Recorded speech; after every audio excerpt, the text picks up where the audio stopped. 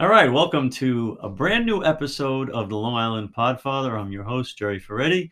This is a special episode. We are filming here late at night with my special guest, the one and only Sandy Blue Eyes. How you doing, everybody? Gerry, thank you for having me. You're welcome. It's a pleasure to have you on the show. My pleasure. I haven't done one of these in a while, and we were at G's restaurant in West Hempstead nightclub. Working on the Fontanas, and we came back and said, we got to do a podcast because there's a lot of things to talk about. And where do we begin? I mean, the first thing I think we should do is announce your involvement in the Fontanas. Oh, thank you. I think this is a monumental day. Thank you. Sandy is going to be joining the cast, playing the patriarch of the family, Joe Sr., and we're very happy to have you on board. Oh, thank you. I met everybody tonight, and everybody was so nice to me. Thank you all. And you're very professional. Very professional. You're a great director. Excellent. Thank you very much. Excellent. The script that you wrote, beautiful. Thank you. Beautiful. Not knowing what to expect. I mean, I met you, and gradually, as I was working on the script, I knew that this character fit you so well. But I had never seen you perform on camera. Right. I've seen you perform as Sandy Blue Eyes. Right, I've seen you in Chazz Palminteri's podcasts and things. And I said, this is the guy. But tonight was a big revelation, and you nailed it, really. Thank you for all your help. I'll take this with me always. It's a big part of it. I think we've talked about it. What it takes. You learn your lines. You listen to the other person and take direction, and you did all of that like a natural. I think that's the main thing here.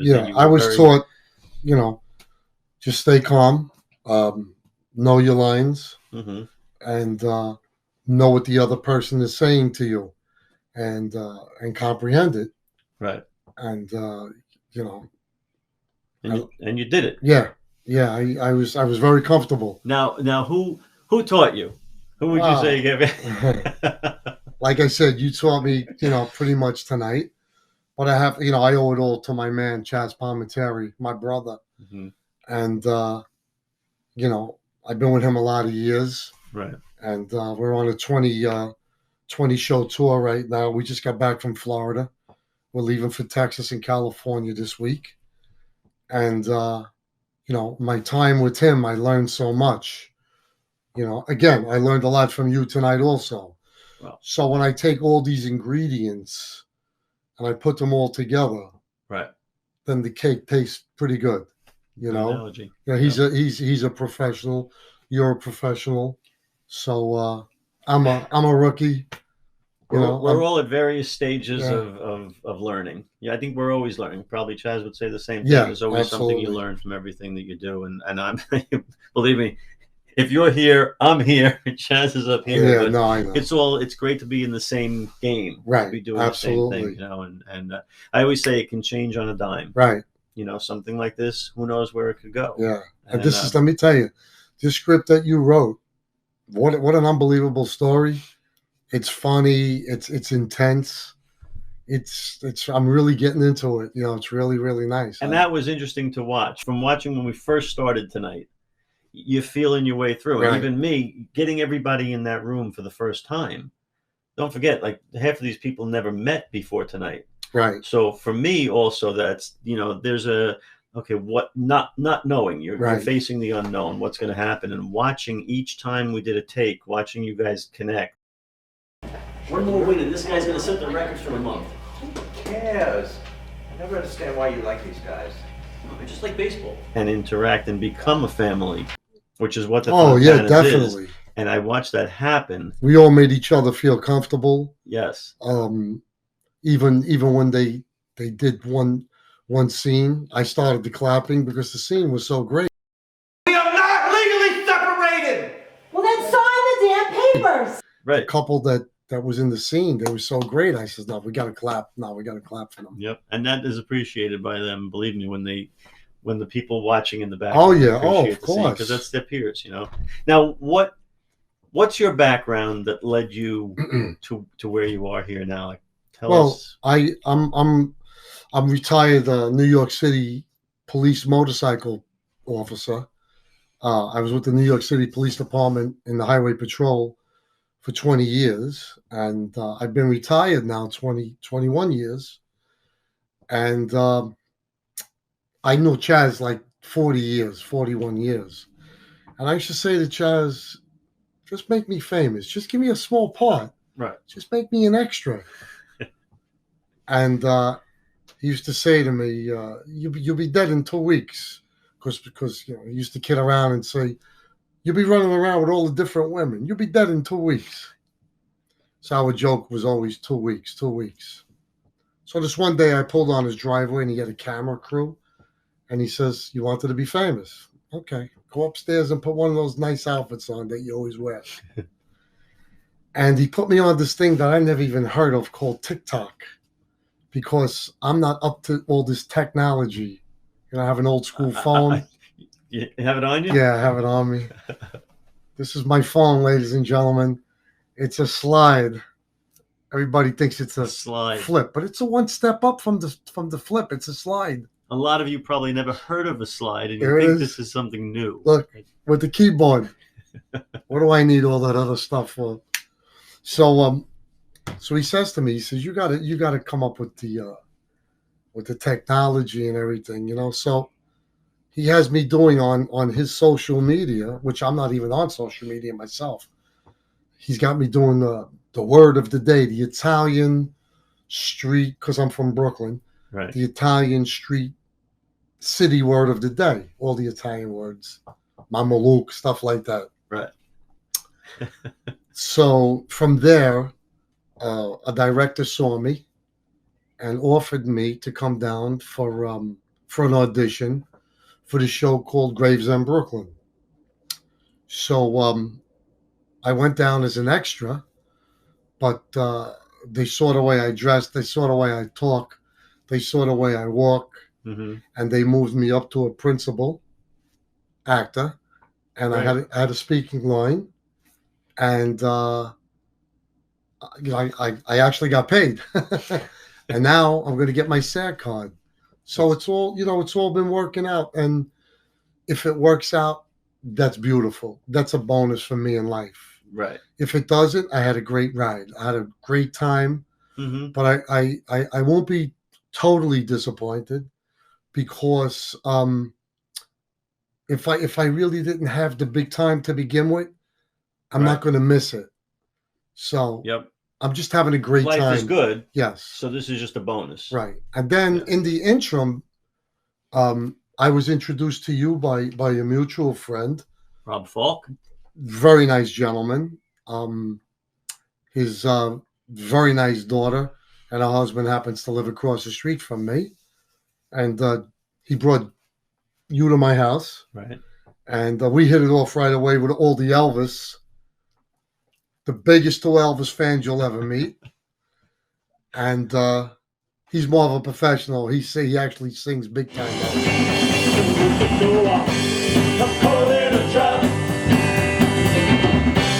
I can't walk out because I love you too much, baby. We're caught in a trap. I can't walk out because I love you too much, baby. Bring it down one more time. We're caught in a trap. I can't walk out, sing along with me, because I love you too much, baby. We're caught in a trap. But he's got the trivia down. I got a little trivia all day long, and then he gets mad at me because I don't know as much as I should. I sing, but I'm not a professional like Gerry. And then you offered me this part, which was a double bonus for me, and I'm having a great time. And a couple of things that you showed me tonight, I've learned. And that's and it's fun. Yes, and even the young lady that's like your partner, she saw a couple of things in me Like, for instance, like, I think she felt I was laying back a little bit, Right. and she brought me forward. I mean, I have the confidence, but for the way I was reading, I was just laying back. And I said to myself, she's right. I have to move up a little bit and get right in the scene. Right. And then I felt even more comfortable. And that's a credit to you to okay, yeah, you Yeah. told me something, I adjusted, and Yes. And it's a credit to you and Katie too, also. And some of the people there, they were so nice. A couple of young ladies that, were in a couple of shows already. Mhm. They were telling me a couple of things, and you feed off each other. Yeah. It was really nice. It really worked out nice. And it's interesting, being that it's like a family yeah. story. Family story, how right? you're seeing everybody, and Valentina. I mean, please, she's so sweet. Same yes. thing. I didn't know what to expect. Yes. And sometimes the non-actors surprise you. Right. Yeah. They come in and being cast in the right role. Right. And watching the two of you together in that chemistry form, right? Which you probably saw a big stupid smile on my I know, face, just because we were kissing, we were doing everything. Right. How about I kiss her on the head, and I go something like this. I gotta go early for you. That's a good one. Yeah, no, it was really nice. She's a sweetheart also. Everybody, and Max was what a gentleman. And now, thinking of this and where it can go. Oh yeah. I'm a dreamer, so I look at something like this and say, when you feel like you've got something, that feeling comes over you. And absolutely. I feel like every day when this comes together, another person joins the cast, I find myself going, you know what? I think there's something here. Yeah, this one's going. Absolutely. And that feeling exploded a little bit tonight. Finally seeing you in action. So, well, listen, 1962. You know what Elvis sang? Follow that dream. That's right. And that's what you're doing. And let me tell you, you're doing a great job.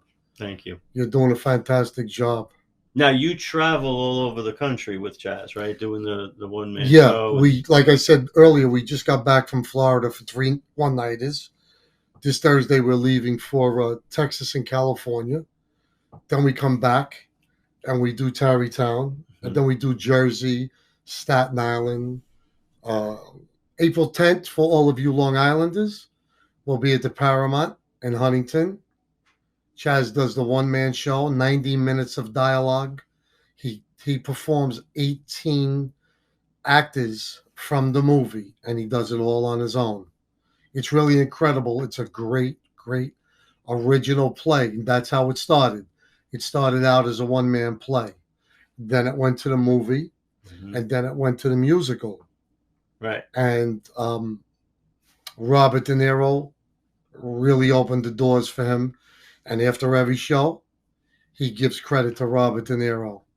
And now Chazz is in the Guinness Book of World Records, correct? We're trying to get him in there, yeah. Oh, it's going in, okay. It's going in because he's the first and only actor that played the main part of a play, a movie, and a musical.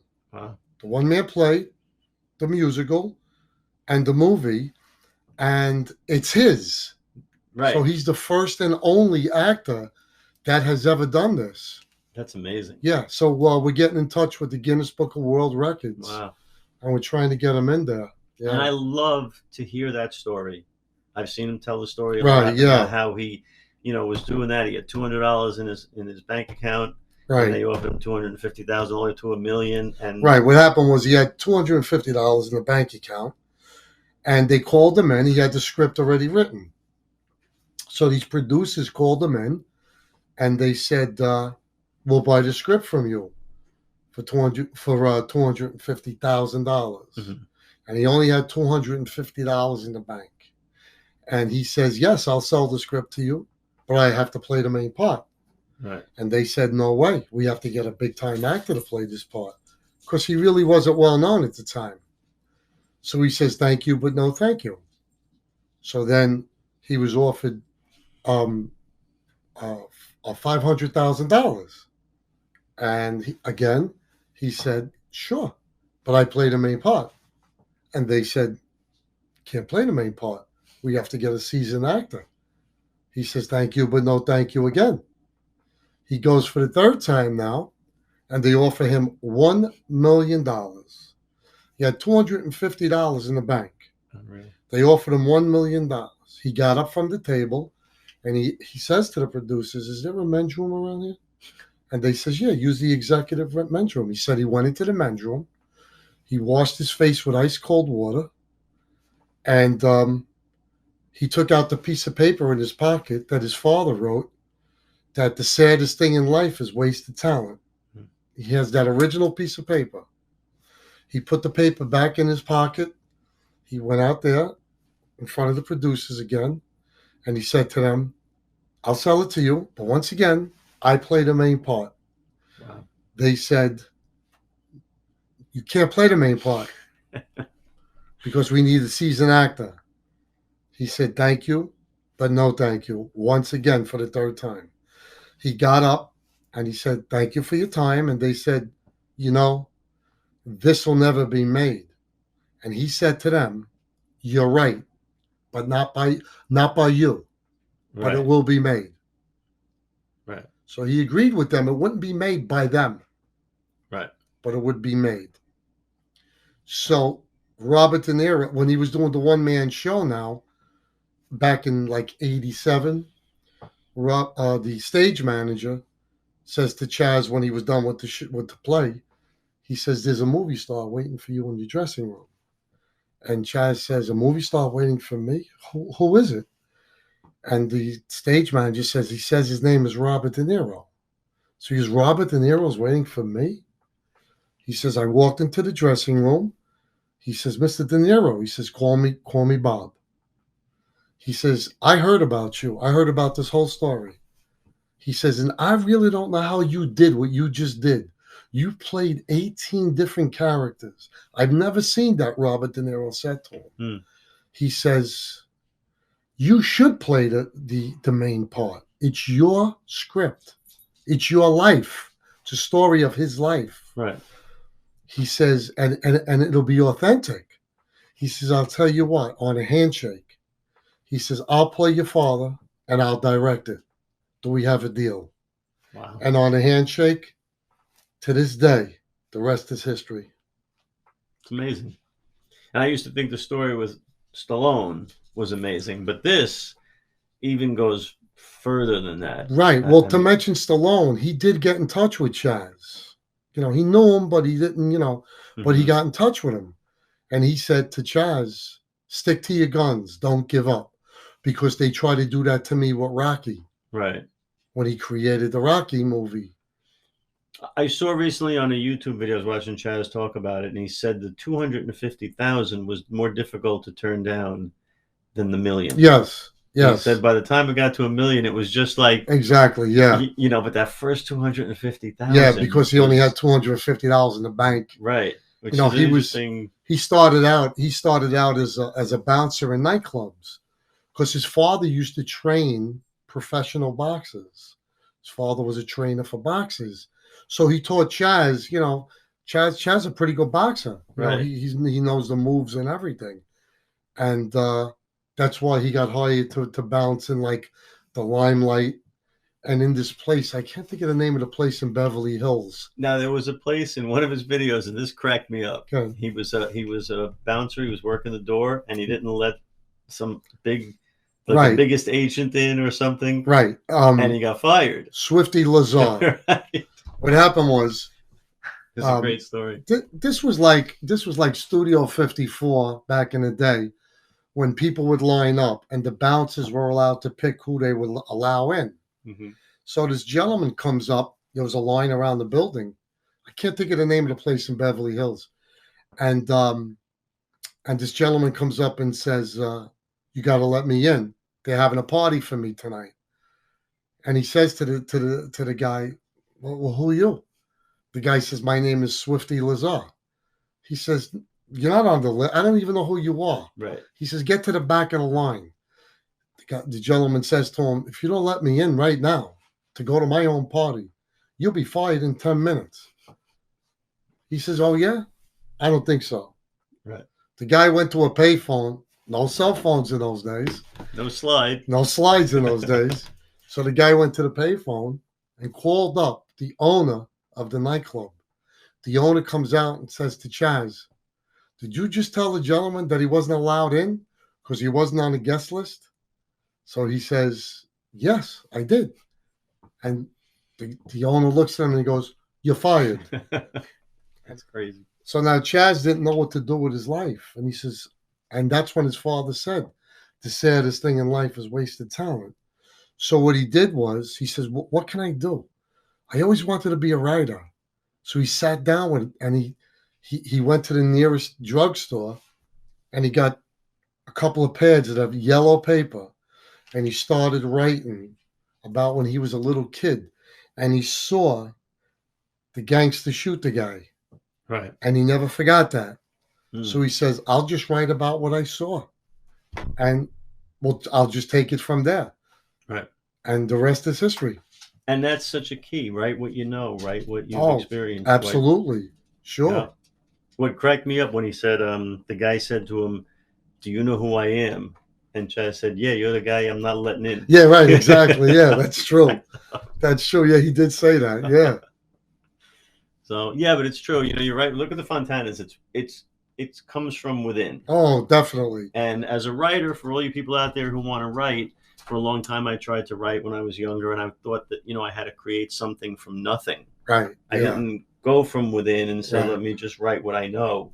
And then I started looking at writers, and I realized, you know, Neil Simon wrote The Odd Couple Right. That's right. Yeah. because he lived that in his college days. Right. He lived with a guy who was a slob, and, you know, so he just wrote what he knew, and Right. he kept doing that. And Observation and experience.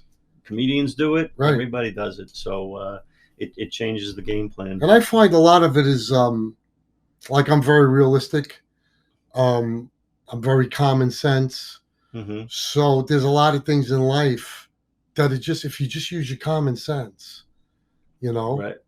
and even when you're in a film, Chazz has been teaching me, you know, just be yourself, just be natural. Right. Don't put it on too much. And you've told me the same thing. You know, don't act too much. Just be yourself. Yeah. You know, and so far, thank God, it's been working. But then again, I've been getting these roles of, you know, about, you know, gangsters. Being So I'll be myself. I was a cop. Now I'm a gangster. There's a fine line. There's a fine line between a cop and a gangster. Now you're an actor, and as we've seen as recently as last night, sometimes actors act like gangsters. And Let me tell you about last night with the Oscars. Bad move. Bad move. Tell us from your perspective why you feel it in your line of work that you were in. What jumps out at you? Yeah, sure. No, I'll tell you the legality. I'll tell you the common sense. Realistically, all right, there was an offset joke that Chris, what's his name? Chris Rock. Chris Rock, thank you. That Chris Rock made, and unfortunately, Will Smith's wife has this rare disease called alopecia, where you lose your hair. Mm-hmm. Okay, so there was a little bit of an out of line joke. So, in my opinion and in my professionalism, Will Smith should have taken his wife on camera and walked off, made a statement that he's walking off, and waited backstage for Chris Rock to come backstage after he was done with his dialogue. And they would have had a conversation. And there's no doubt that Chris Rock would have probably said, "You're right, the joke was out of line. It was really about the G.I. Joe film." Right. But he probably would have apologized, and that would have been it. Mm-hmm. Okay. Now, I do feel that Will Smith has a problem. Right. I think he should sit down and talk to a professional. He took himself in front of a zillion people on national television, and he caused an assault on national television. An assault is 3 degrees. There's first degree, second degree, and third degree assault. Now he slaps Chris Rock in the mouth. Mhm. Now let's take it just one step further. Let's say Chris Rock loses 2 teeth. Now what we have is an assault with serious physical injury. So now we go up a degree. Let's, God forbid, take it another step. Let's say he smacks Chris Rock and Chris Rock goes down, hits his head, and unfortunately passes away. Right. Now we have a homicide. Now we have murder. I mean, this is serious stuff. And this is 2022. Right. 1958, you roll around with a guy outside, you dust each other off, you shake each other's hand, everything's done. It's forgotten about. This is 2022. To do that on national television in front of a zillion people. And look, bad move. And it could happen. Look what happened to Bob Saget. Absolutely. Just from banging his head on a piece of furniture. If he banged his head on a piece of furniture. Right. I mean, assuming that what they're saying is what happened. So I'll have to add in this statement. Do I think that security should have escorted Will Smith out of the arena? Absolutely. Mm-hmm. I think they should have escorted him to the backstage with his wife. Right. I think that the LA County PD should have been called. Even if Chris Rock didn't want to press charges, it should have been settled in the police station. There should have been a report made. He shouldn't have sat there the whole night Absolutely after not. that incident. And then he received an award for that movie. What was the name of the movie he received? King Richard. King Richard, which was an excellent movie. He received an award, and he got a standing ovation. I mean, this is a fellow who just assaulted somebody. But this is now how the world has changed. It seems like we're desensitized, or at least certain people are desensitized, and they don't know right from wrong. Correct. And now the children of the world, the younger generation that are coming up and seeing that, they're going to think that that's okay. Right. Especially with everything else going on. It's amazing, because of the memes and all the jokes that are put out. This becomes almost comical to the world. Correct. It just gets watched over and over and over and over and over and over and over. Right. And it totally desensitizes people. Now I understand. I saw on the news that the theater is possibly doing something about it, possibly pressing charges. I mean, if they let this go. And the Academy is supposedly opening up an investigation, right? Well, that's what I mean, yeah. The Academy. Oh, okay, the Academy, yeah. Okay. Yeah. But if they let this go, that's terrible. Well, they made a statement they don't condone violence, which kind of puts them in a position where if they let this go, it contradicts that statement. Absolutely. So they have a tough decision to make. Absolutely. They've arrested people, and they've taken people off shows on TV for less than this, right? For making a comment a little out of the way, making a statement a little out of the way. Does that deserve punishment? Absolutely.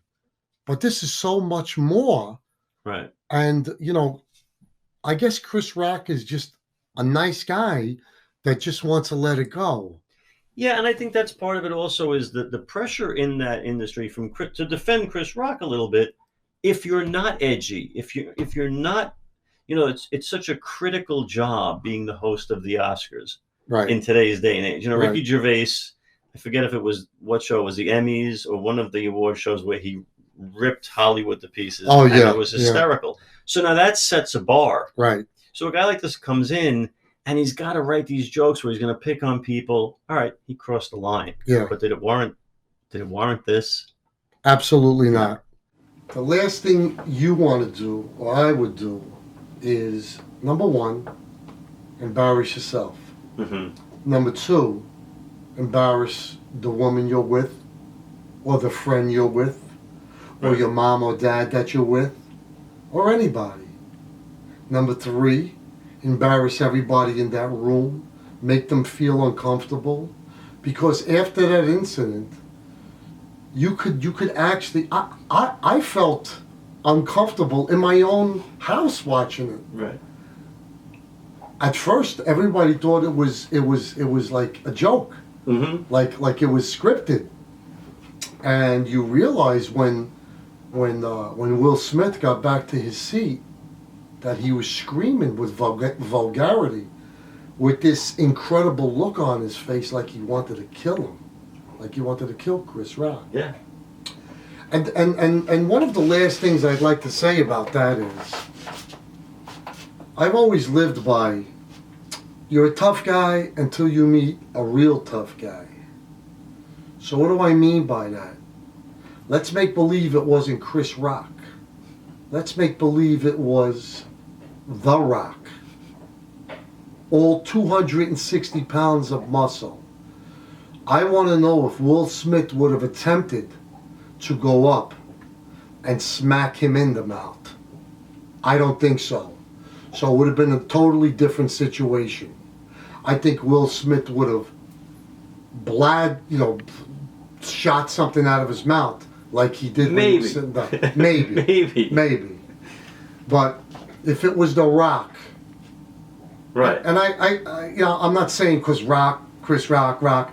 I'm saying that because here you have a smaller, timid fella, and now here you have a guy, who'll twist you like a pretzel, a wrestler. Right. Come on. Maybe Rock Hudson. No. Maybe that Rock. How about Stallone? How about if Rocky was up there? Rocky's go with his hands. Do that. You know what I mean? Adrian. But very, very bad situation. I haven't even discussed it with Chazz yet, but I'm sure he's taken very, very, very, because Chazz is a very dignified guy. Sure. And I'm sure he was taken back by it. He's probably embarrassed by it, being that it was Hollywood, but... I mean, you don't even know if the show is going to survive, if the Oscars are even, the way the ratings have been declining. I mean, by the time we're up there with the Fontanas accepting the award, well, there might not even be a show. I know. Be like Joe Sr. nominated, but there's no show. We'll have to have our own Oscars. There used to be a bowling alley in East Islip called Oscars. We'll have it in there. And that's the thing, is things have a beginning and an end. Right. I always say, can Disneyland go out of business? Everything has a beginning and an end. That's a hard one, though. It's a hard one, That's a hard one. It wouldn't surprise me if, someday something like that happens. Yeah, but don't forget, there'll always be children in the world. There'll always be, places like Disneyland. That's a child's paradise. It's a small world. I mean... you hope it stays there. But think of the stores that have had thousands of branches, thousands of buildings, whether it's Sears. You never thought these things would go out, and now they're all gone. How about the cars? Pontiac went out of business. Right. All these major, we're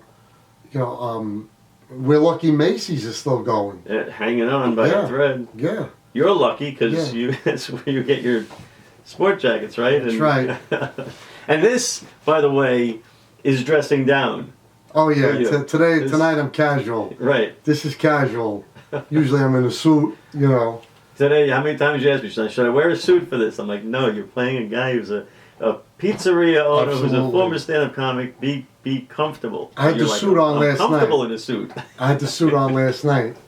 Last night, Chazz and I were graciously invited to the New York City Police Department annual breakfast dinner, and everybody was there, the mayor, everybody.